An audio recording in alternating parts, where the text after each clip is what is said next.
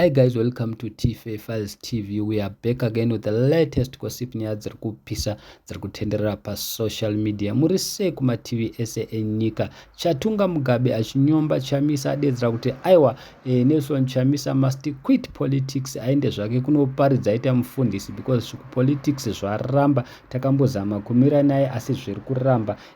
Chatunga Mugabe anyora iye achiti Nelson Chamisa must just be considered as a joke to those who take him as a serious politician. I'm really sorry for you. I suggest that he quits politics and focus more on his career as a pastor, because as it stands 2028 is a no show for him. Anzi ngavaregedze zvavo zvepolitiki vaende vanojoina zvekuita vamufundisi pastor, because 2028 is a no show for him. Ndo zvataurwa naChatunga Mugabe, asi vazukuru vambuya naenda vazviramba.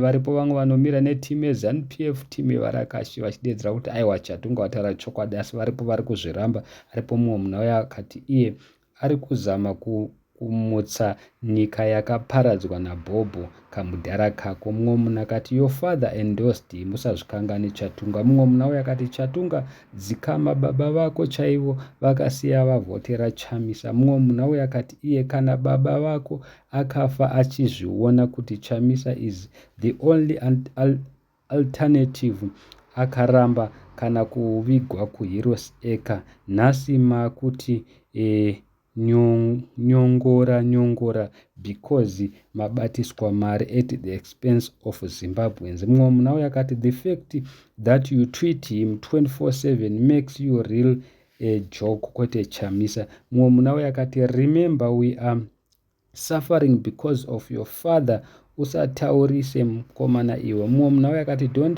don't feel sorry for us, feel sorry for yourself. You create a fake Chatunga account then post lame stuff. Mumwe munhu uya akati iye your father had a better understanding of that joke and endorsed him for president than that old man you call president, vachireva ED. Saka isusu seTFA Files tinokuudzaiwo kuti tinofungei pamusoro penyaya iyi.